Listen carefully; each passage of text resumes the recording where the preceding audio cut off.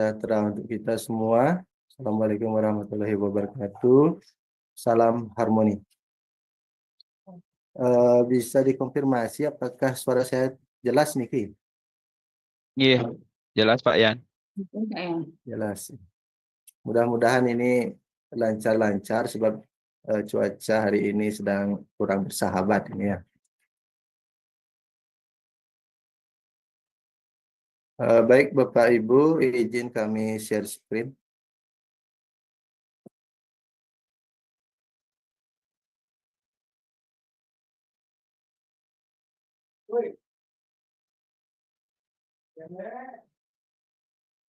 Sudah kelihatan Bapak Ibu ya?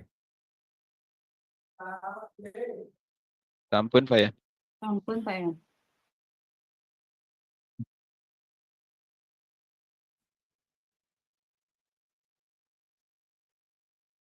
Baik Bapak Ibu, kami dari kelompok 3 akan menyajikan tentang rekrutmen dan seleksi tenaga kependidikan.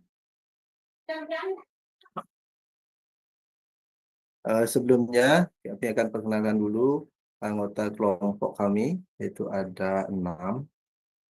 Yang pertama, Pak Pandey Mading Wiratmat, kemudian yang kedua Bu Yeti Andriani, dan yang ketiga saya sendiri, Wayan Narte. Selanjutnya Pak Hamdi Tasmin, kemudian Bu Rita Usana Matasak, dan Bu Gusti Made Darmayanti. Bapak Ibu, untuk materi hari ini tentang rekrutmen dan seleksi tenaga kependidikan ada 2 pokok bahasan, yaitu tentang rekrutmen dan seleksi.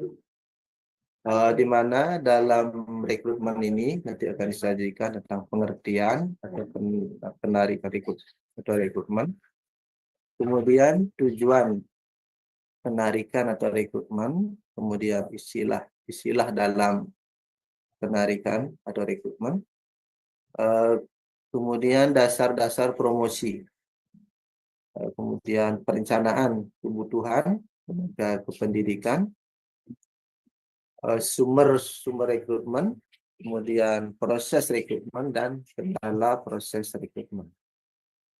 Nah, kemudian di bagian 2 yaitu seleksi, nanti akan dibahas tentang pengertian seleksi, tujuan seleksi, kemudian metode dan teknik seleksi, dan yang terakhir alur proses seleksi. Bapak Ibu, untuk materi selanjutnya nanti akan disampaikan oleh rekan kami. Yang pertama yaitu Bapak Pandey Mading Wiratmat. Untuk waktu kami persilahkan Pak Pandey. Matur susema, terima kasih. Om Swastiastu, salam harmoni. Mudah-mudahan jaringannya lancar-lancar karena situasi cuaca sedang tidak bersahabat. Mohon konfirmasi Pak Wayan, selaku moderator, apa suara saya terdengar Pak Wayan?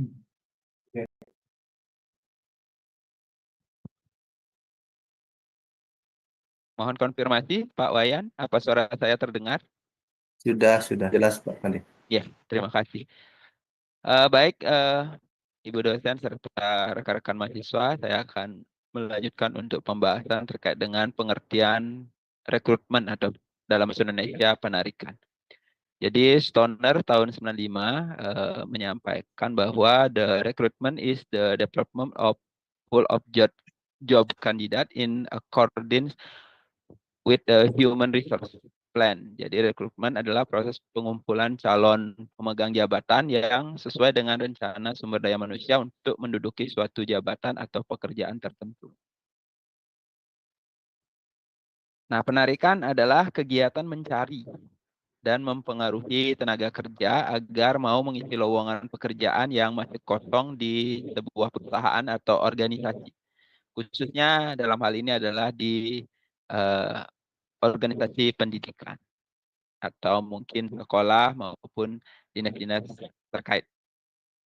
Nah, berikutnya ini pengertian rekrutmen menurut Don Harvey dan Robert Bruce Owen, di mana recruiting may be defined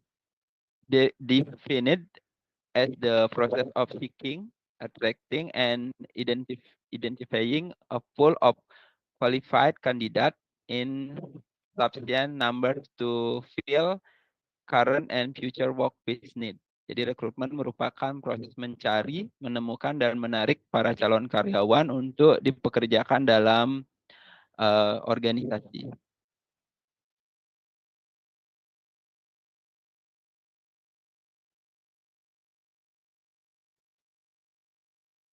Berikutnya adalah terkait dengan tujuan rekrutmen itu sendiri. Jadi sesuai dengan pengertian atau definisi rekrutmen, bahwasanya tujuan dari rekrutmen itu sendiri adalah untuk mendapatkan calon karyawan yang memungkinkan pihak manajemen untuk memilih atau melakukan seleksi sebelumnya terhadap calon sesuai dengan kualifikasi yang dibutuhkan oleh organisasi atau perusahaan.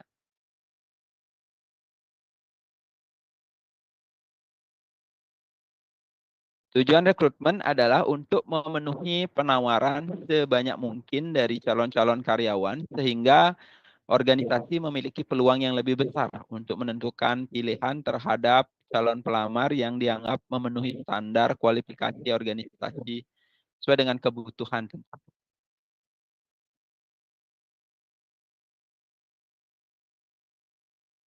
Secara spesifik, tujuan rekrutmen itu sendiri yang pertama adalah menarik tenaga kerja yang berkualitas. Yang berkualitas di sini maksudnya tentu mengacu kepada kompetensi, kemudian kualifikasi yang sesuai dengan kebutuhan daripada organisasi tersebut. Yang kedua, memenuhi kebutuhan tenaga kerja jangka pendek maupun jangka panjang. Yang ketiga, membangun citra positif organisasi. Jadi seorang calon atau rekrutmen yang diambil itu tentunya nanti bisa memberikan dampak positif terkait dengan citra positif sebuah organisasi. Kemudian menjaga keberlanjutan operasional organisasi, mengoptimalkan sumber daya manusia, kemudian meningkatkan daya saing organisasi,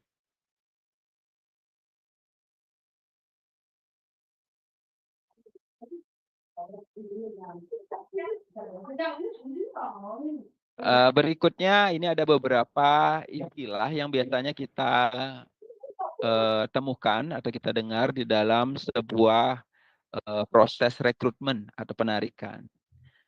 Yang pertama ada istilah demosi, yaitu mutasi dengan cara penurunan pangkat atau jabatan seseorang karyawan. Jadi ini artinya sudah sebagai seorang karyawan, tetapi dia bisa dimutasi, dipindah tugaskan, entah dia turun jabatan gitu ya, ke jabatan yang lebih di bawah dari yang sebelumnya. Kemudian ada promosi. Nah, ini kebalikan dari demosi itu sendiri, yaitu menaikkan pangkat atau jabatan seseorang sehingga authority dan responsibility, jadi mempunyai otoritas dan tanggung jawab yang lebih besar, yang biasanya diikuti oleh kenaikan pendapatan tentu saja, kemudian prestisnya juga pasti mengikuti.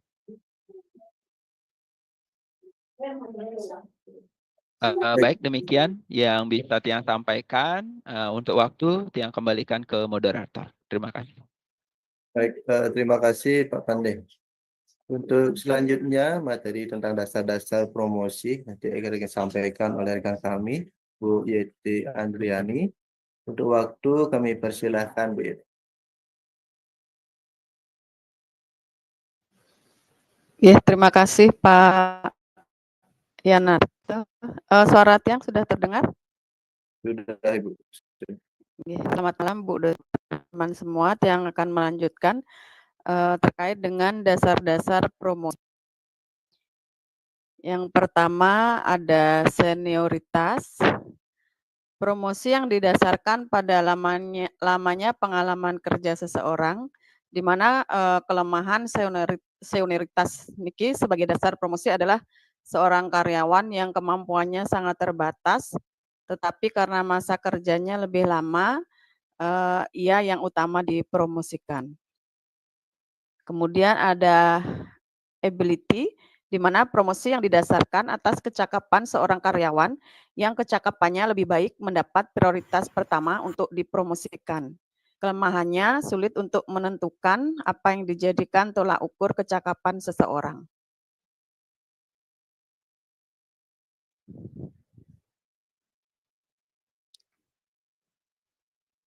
Perencanaan kebutuhan tenaga kependidikan. Yang pertama, analisis kebutuhan tenaga kependidikan. Yang pertama, evaluasi jumlah tenaga kependidikan yang ada, yaitu menghitung jumlah tenaga kependidikan yang tersedia, kemudian menganalisis apakah jumlah tersebut mencukupi kebutuhan. Yang kedua,